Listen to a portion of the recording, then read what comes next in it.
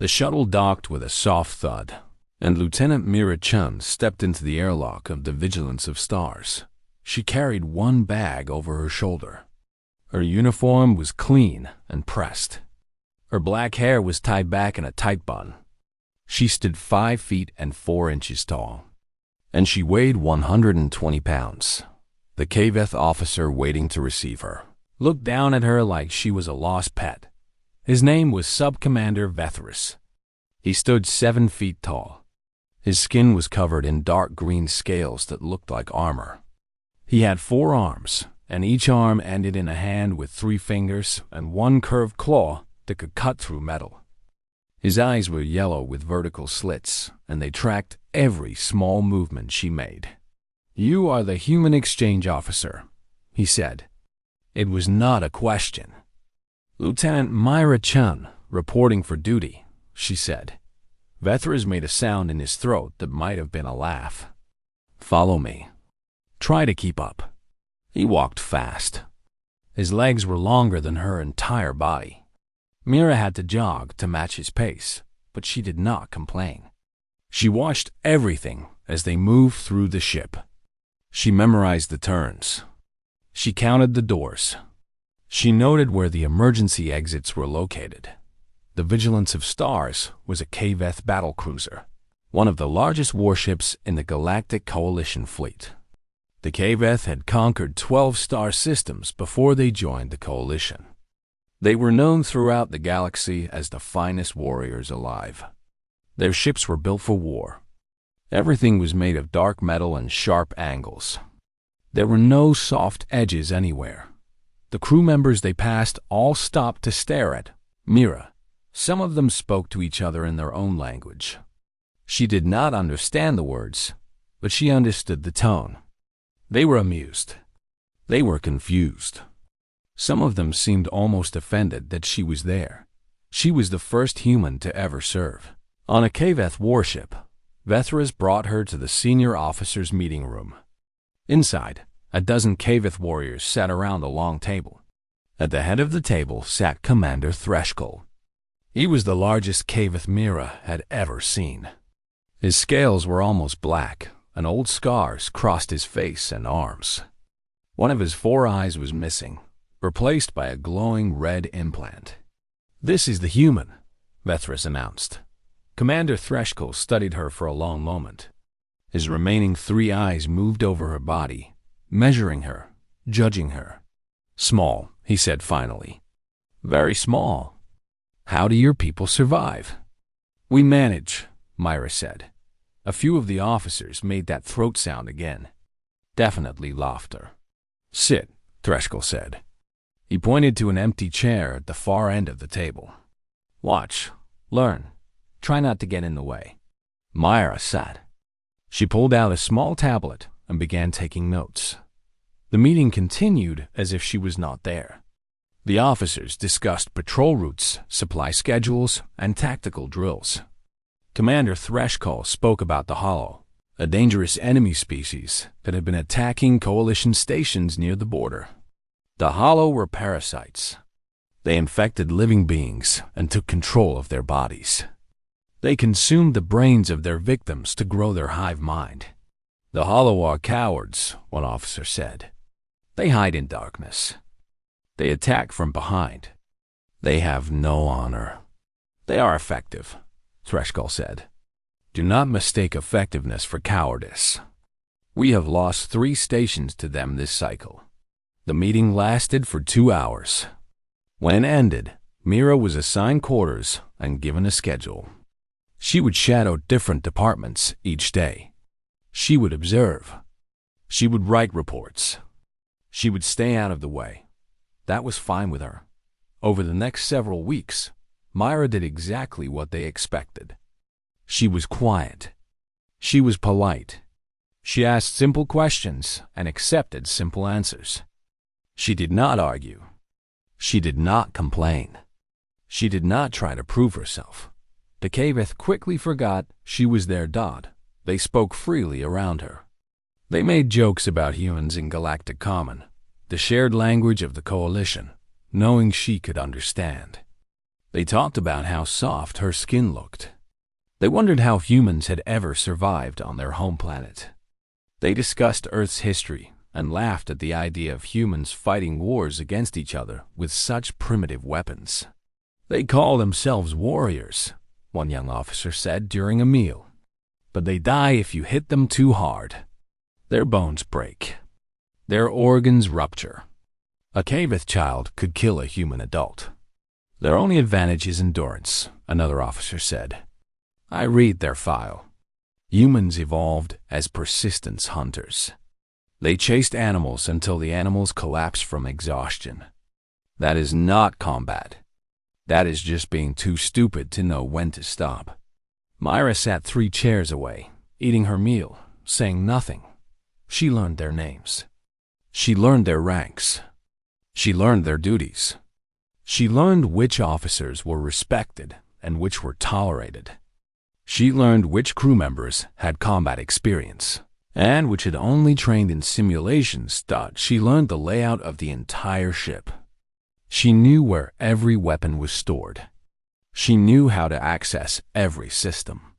She knew the emergency protocols and the evacuation routes. She practiced in the ship's gymnasium late at night, when most of the crew was sleeping. The Kaveth training equipment was built for creatures 3 times her size, but she made it work. She ran on their tracks. She lifted their weights. She practiced with the training weapons until her hands were raw. Nobody watched. Nobody cared. When the Kaveth held combat drills, she was politely told to stay behind. Too dangerous. She might get hurt. She accepted this without argument. Instead, she watched the drills on the ship's internal monitors. She studied how the Kaveth fought. She noted their strengths. She noted their weaknesses. They were fast. They were strong. They were brutally efficient. But they fought as individuals. Each warrior tried to prove their own skill. They competed with each other even in training. Myra wrote this down in her notes. Commander Threshold summoned her once, near the end of her 2nd month aboard. He wanted to know if she was learning anything useful. Yes, Commander, she said. Very much. Good. Your reports are adequate. You stay out of trouble. That is more than I expected from a human. Thank you, Commander. He dismissed her with a wave of one clawed hand. As she left, she heard him say something to Vethras in their own language. Vethras laughed. Myra smiled to herself and walked back to her quarters. She had learned one more thing about the Kaveth. They never watched the people they considered beneath their notice. They never looked for threats in places they did not expect to find them. This was useful information. She added it to her notes. The distress signal came at night, during the 3rd shift when most of the crew was asleep. Myra was awake. She was always awake during 3rd shift. She liked the quiet. The alarms pulled her from her reading. Red lights flashed in the corridor. The ship's voice announced battle stations in Galactic Common and Kaveth. Mira was dressed and moving before the 2nd announcement finished. She reached the bridge in time to hear the report. Rethkara Station had gone silent 6 hours ago. It was a coalition supply depot near the contested border, home to nearly 3,000 personnel from a dozen different species. A patrol ship had been sent to investigate.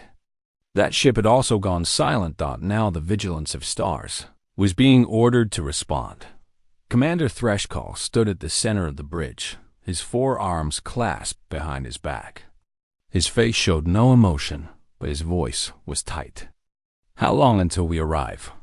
4 hours at maximum speed, the navigation officer reported. Make it 3. The ship jumped to faster than light travel. Mira found a corner of the bridge where she would not be in the way. She watched the crew prepare for combat. Weapons were checked. Armor was distributed. The Kaveth warriors moved with practiced efficiency. Vethras noticed her standing there. You should go to your quarters, he said. This will be dangerous.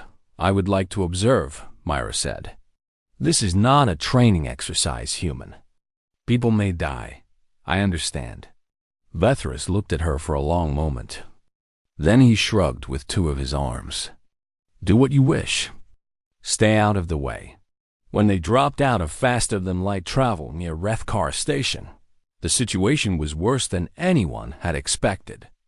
The station was still there, but it was dark. No lights, no communications, no life signs from the exterior sensors. Closer scans revealed the truth. The hollow had breached the station. Their organic growth covered entire sections of the hull. Dark tendrils spread across the metal-like veins. Somewhere inside, thousands of Coalition personnel were either dead or worse. The hollow did not just kill. They converted. They took control of living bodies and used them as puppets. The infected became weapons against their former friends. Every person on that station was now a potential enemy. Commander Threshkal assembled his boarding party in the main hangar. 40 Kaveth warriors in full combat armor, carrying plasma lances that could burn through steel. They were the finest soldiers on the ship. They had fought the Hollow before. They knew what they were facing. Myra approached the commander. I request permission to join the boarding party. Threshkal looked down at her. No. Coalition protocol requires that exchange officers be allowed to participate in combat operations if they volunteer. The commander's eyes narrowed. You know the protocols. Yes, Commander. You also know you could die. The Hollow do not take prisoners. They take bodies. I understand the risk. Threshkal studied her for a moment. Then he made that sound in his throat, something between a laugh and a growl. Very well. You will stay with the rear guard. You will not engage unless directly attacked. You will follow every order without question. Yes, Commander. And if you slow us down, we will leave you behind. Understood. Vethris handed her a set of borrowed armor. It was too big for her, but she adjusted the straps until it fit well enough. She was given a standard plasma pistol and a combat knife. The knife was heavy, designed for Kaveth hands, but she had practiced with similar weapons during her late-night sessions. The shuttle crossed the gap between the ship and the station in 5 minutes. They docked at one of the emergency airlocks that had not been consumed by hollow growth. The boarding party moved in formation. Plasma lances ready. The inside of the station was a nightmare. The emergency lights were flickering. Half of them had stopped working entirely. The walls were covered in organic material, dark, wet, pulsing slightly like living tissue. The air was thick and warm and smelled like rotting meat. Strange sounds echoed through the corridors, clicking, scraping, distant screams that might have been human or might have been something else entirely. They found the first bodies within minutes. Coalition personnel, dead on the floor. Their skulls had been opened. Their brains were gone. The Kaveth warriors spread out, moving in practice patterns. Their yellow eyes scanned every shadow. Their clawed hands gripped their weapons. Commander Threshkal led from the front. As Kaveth tradition demanded, Mira stayed at the rear, watching everything. The first attack came from a side corridor. A dozen infected hosts charged out of the darkness. Coalition personnel whose bodies now belonged to the Hollow. Their eyes were white. Their movements were wrong, too fast and too jerky. They made no sound except for the slapping of their feet on the floor. The Kaveth warriors responded instantly. Plasma fire lit up the corridor. Bodies fell. The infected died quickly, but more were coming. Always more. The boarding party pushed deeper into the station. They were looking for survivors, for any sign that someone was still alive and uninfected. They found only more bodies, more hollow growth, more infected hosts that threw themselves at the Kaveth warriors without fear or hesitation. Myra stayed out of the fighting. She followed orders. She watched. She noticed something the Kaveth did not. The Hollow were not attacking randomly. They were herding the boarding party, pushing them toward a specific section of the station. Every attack came from the sides or the rear, never the front. The Kaveth kept moving forward because there was nowhere else to go. Myra tried to report this to Vethras. He dismissed her concern. "We know what we are doing, human. Focus on not dying." They reached a large central chamber. It might have been a cargo bay once. Now it was filled with hollow organic matter, covering the floors and walls and ceiling. Pods hung from above, each one containing a body in some stage of conversion. Commander Threshcall ordered his warriors to form a perimeter. They would search for survivors, then destroy the infestation. That was when the lights went out. Not just dim, not flickering, complete darkness. The station's power grid died all at once, plunging the entire section into blackness so total that even the Kenneth Knight vision struggled to compensate. And then the hollow attacked from everywhere. They came from above, dropping from vents in the ceiling. They came from below, bursting through floor panels. They came from behind sealed doors that suddenly opened. Soldier forms, creatures bred by the hollow specifically for combat, with armored shells and blade-like limbs, poured into the chamber. The Kaveth formation shattered. In the chaos, warriors fired their plasma lances in every direction. Some shots hit enemies. Some hit each other. The screaming started. Kaveth battle cries mixed with something else. Something that did not sound like any species Myra had ever heard. Myra dropped to the floor. Her borrowed armor's helmet had infrared sensors, but they were struggling to process so many heat signatures. Everything was movement. Everything was noise. A hollow soldier dropped from above, directly in front of her. Its blade arm was already swinging toward her head. Something inside Myra Chun clicked into place. She did not think. She moved.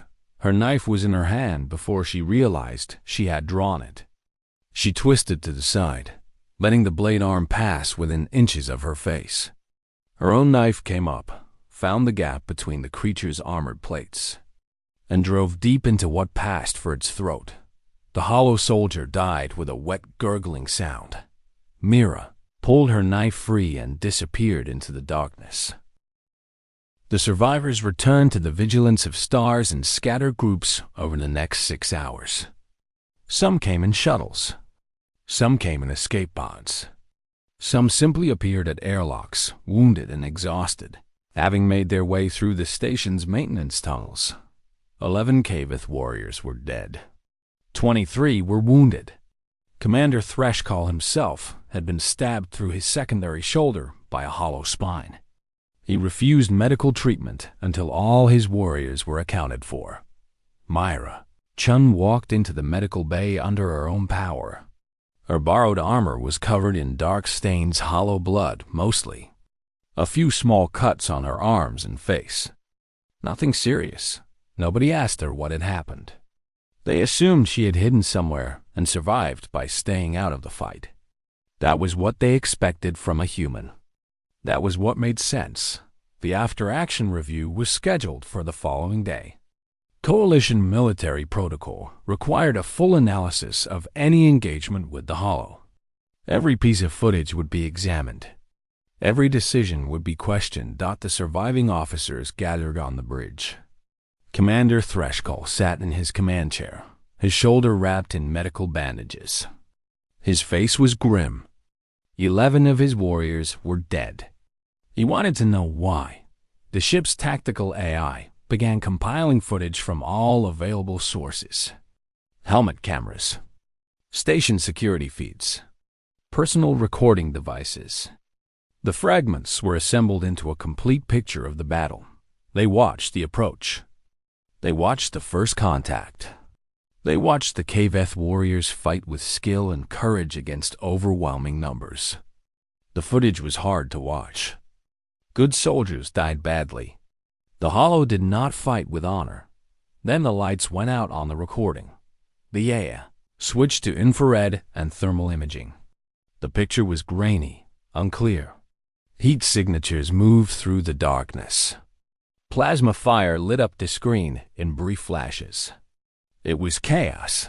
Commander Threscall ordered the AI to focus on individual soldiers, tracking their movements through the battle. One by one, the officers watched their warriors fight and fall and sometimes escape. Then someone noticed Lieutenant Chen's helmet camera. "The human was there," Vethris said. "Where's her footage?" The AI pulled up Myra's recording. The bridge fell silent. The camera showed what happened when the lights went out. At first, there was only darkness. Then the infrared kicked in, and the picture became clear. The hollow soldier dropped from above. Everyone expected to see the human die. She was small. She was weak. She had no combat training worth mentioning. This was where her story would end. Except it did not. The footage showed Myra twist to the side. The movement was fast. Faster than any of the Kaveth officers had seen a human move. She did not hesitate. She did not freeze. Her knife came up and found the gap in the creature's armor, like she had done it 1,000 times before. The hollow soldier died Dodd, and then Mira. Chun moved through the darkness like she belonged there. The Kaveth watched in growing disbelief. The small human woman, who had been invisible for 2 months, was killing hollow soldiers with brutal efficiency. Her vital signs were displayed at the bottom of the screen. Her heart rate had actually dropped during the initial attack. Not faster, like someone afraid. Slower. Calmer. The footage showed her listening. Her head tilted to the side, tracking sounds that no Kaveth ear could have detected in that chaos. She was navigating by hearing alone, moving between threats, finding paths through the darkness that the station's own security systems could not see. 7 confirmed kills in 90 seconds. The Kaveth officers said nothing. They simply watched. A hollow berserker appeared on the footage, a creature the size of a ground vehicle, bred for one purpose: to destroy.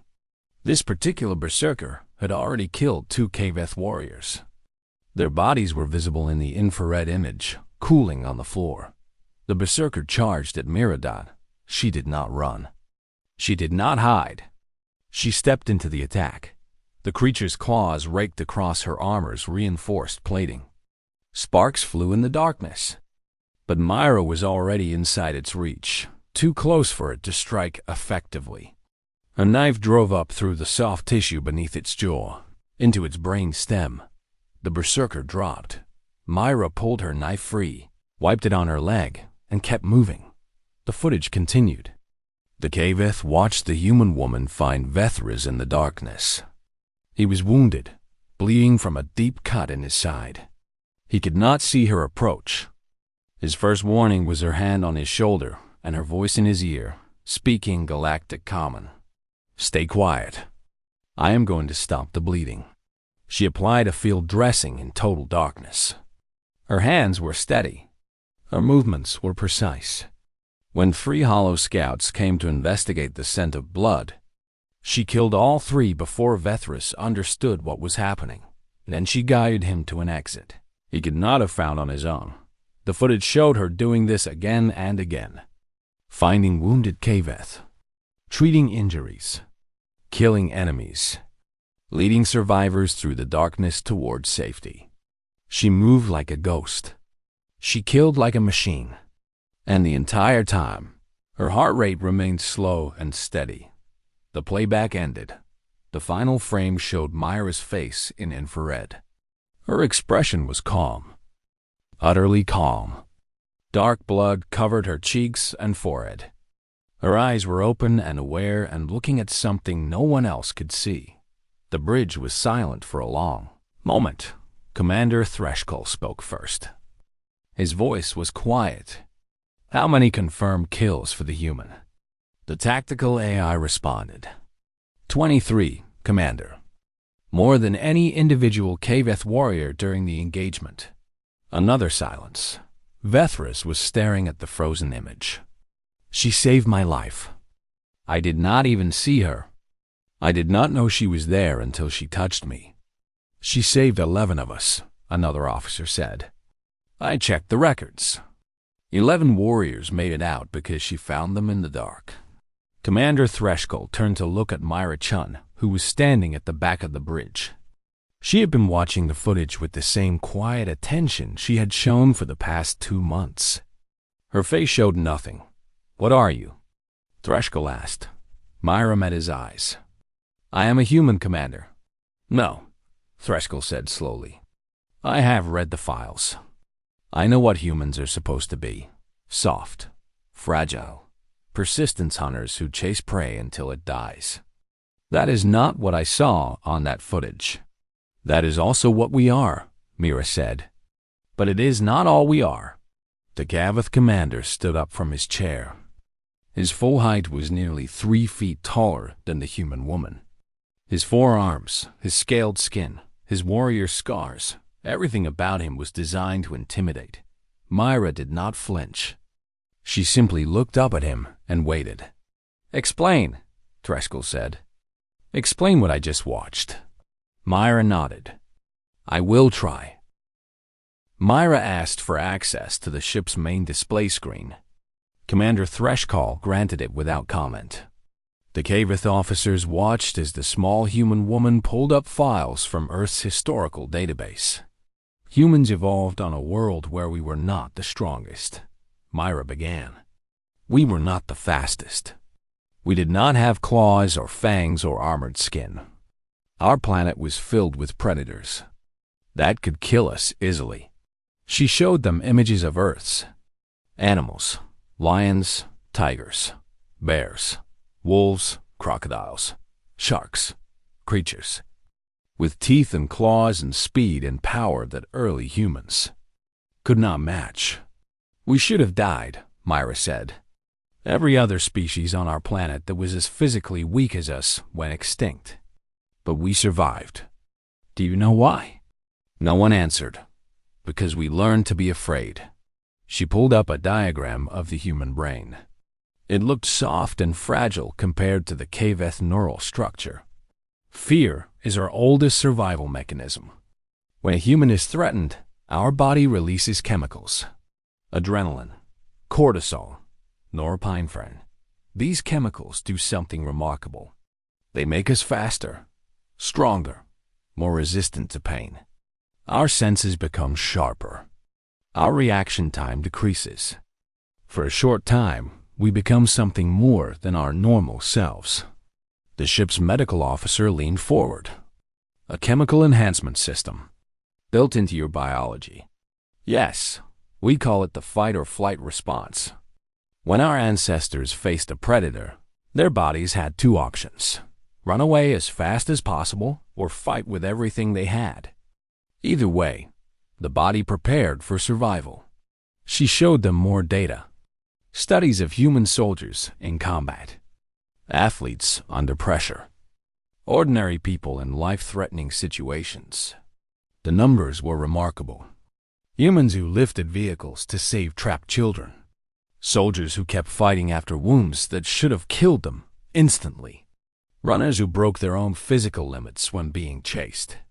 "This is what you saw in the footage," Myra said. "When the lights went out and the hollow attacked, my body recognized the threat. The chemicals flooded my system. I stopped thinking like a normal person. I started thinking like a survivor." Vethras spoke up. "But you were calm. Your heart rate was low. That does not match what you are describing." Myra nodded.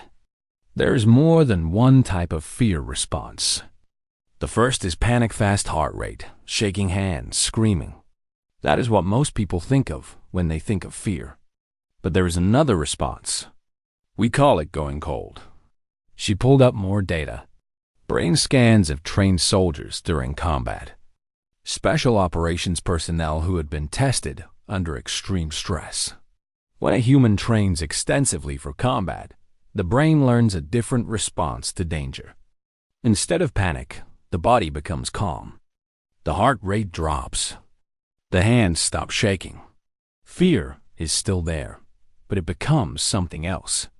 It becomes focus. She looked around the room at the Gavath warriors. "Your species evolved as apex predators.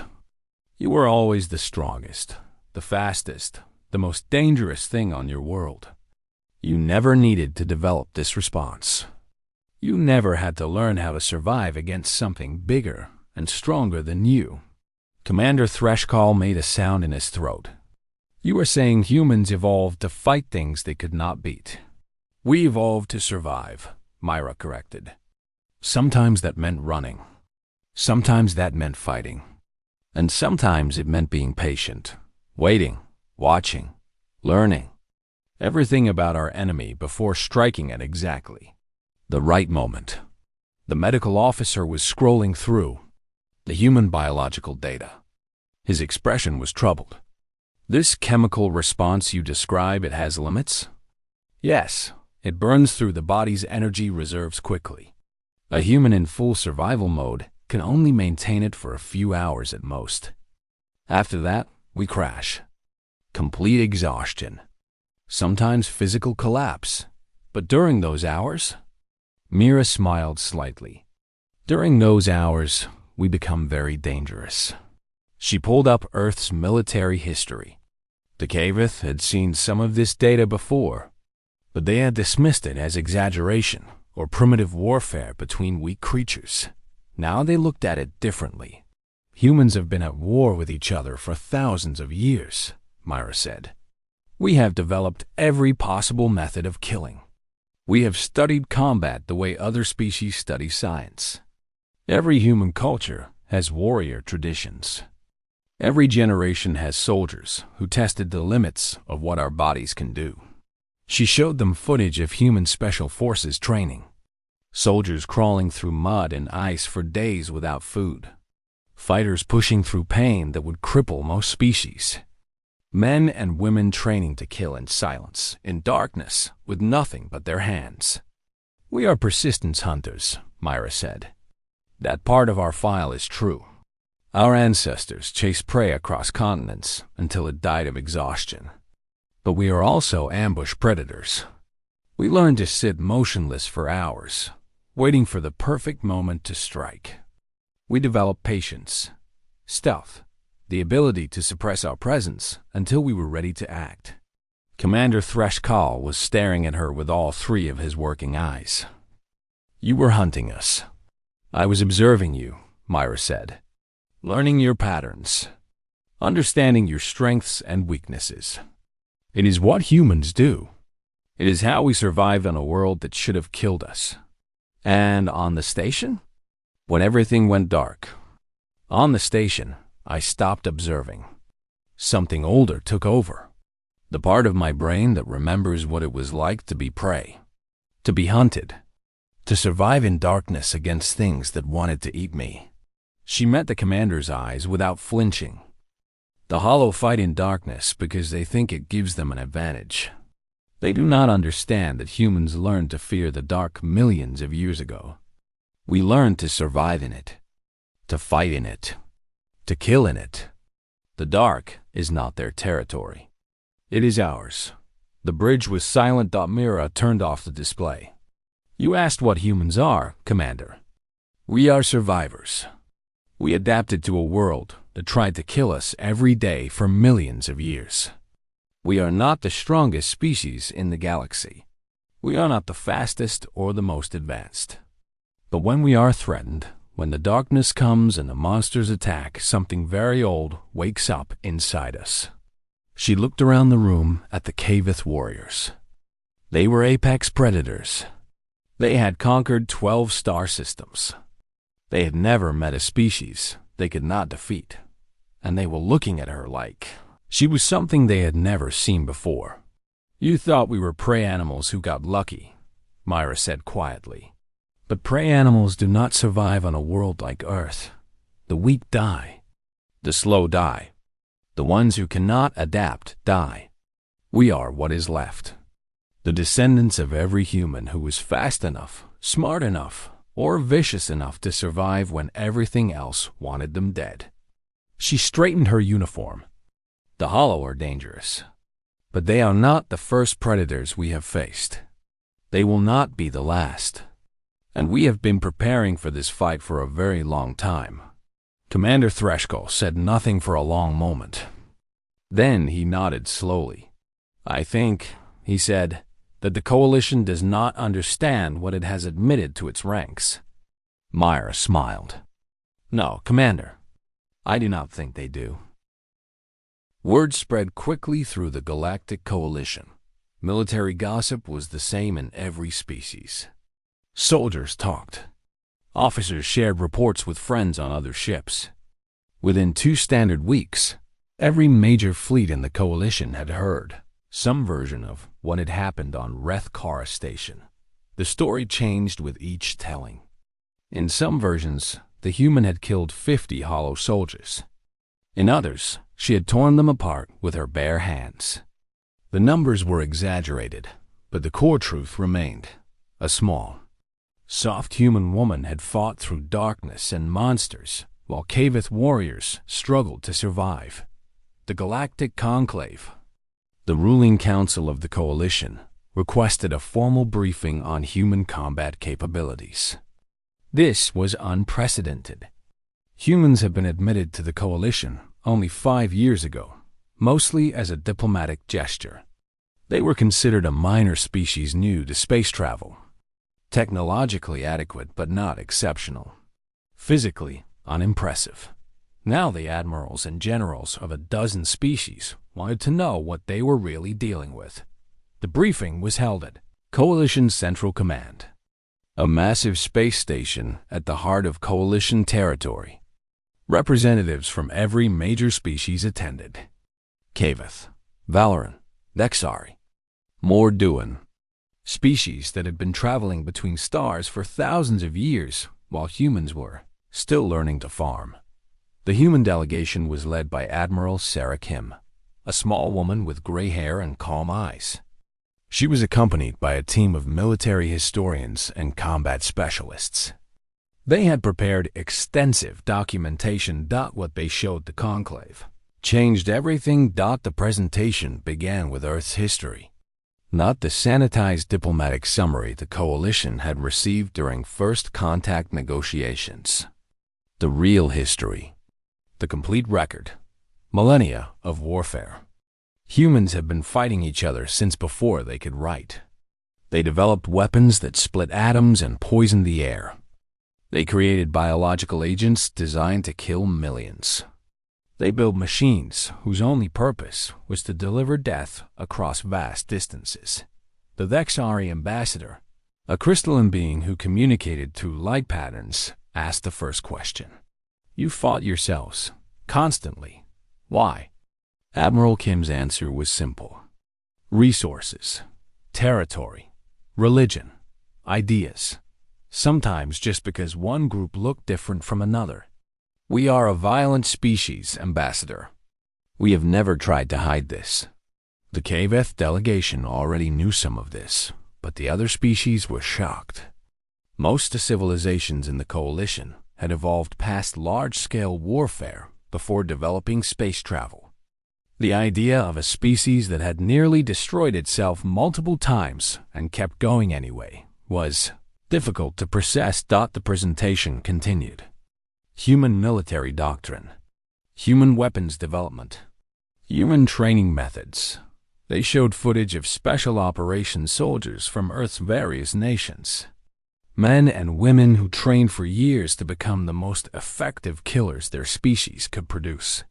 Soldiers who could survive in any environment, fight in any condition, kill with any weapon or no weapon at all. They explained the concept of total war, the idea that an entire civilization could be restructured around the single goal of destroying an enemy. Factories converted to weapons production. Civilians trained as soldiers. Every resource dedicated to victory at any cost. The Morduan general, a massive creature with 6 legs and a body like a tank, spoke for the first time. "You are saying that your entire species can become a military force." "If necessary," Admiral Kim said. "We hope it never becomes necessary. But yes, humans are capable of mobilizing our entire population for war. We have done it before. We would do it again if our survival depended on it." The strategic implications were becoming clear to everyone in the room. Humans were not numerous. The total human population was small compared to most coalition species. But every human was a potential soldier. Every human carried millions of years of survival instinct in their biology. Every human could become something more dangerous when pushed to the edge. The Kaveth commander, who had brought Mira-Chun aboard his ship, was present at the briefing. Commander Threshcall stood at the back of the room, his wounds now healed, his expression unreadable. He had been asked to share his personal experience with human combat capabilities. "I have fought the Hollow for 30 years, he said when called upon. "I have lost warriors to them. Good warriors. Strong warriors. When the darkness fell and the Hollow attacked, my soldiers, the finest on my ship, were scattered, confused, dying." He paused. Every eye in the room was on him. The human woman moved through that darkness like she was born to it. She killed enemies that my warriors could not see. She saved lives that I thought were lost. And when I looked at the footage later, I saw something in her face that I have never seen in any species before. "What did you see?" the Lexari ambassador asked. "Nothing," Fresco said. "No fear, no anger, no excitement. Just focus, like she had stepped outside herself and become something else entirely. Something very old. Something very dangerous." He looked around the room. "I have commanded warriors for most of my life. I know what combat looks like. What I saw in that human woman was not training. It was not discipline. It was instinct. Pure survival instinct.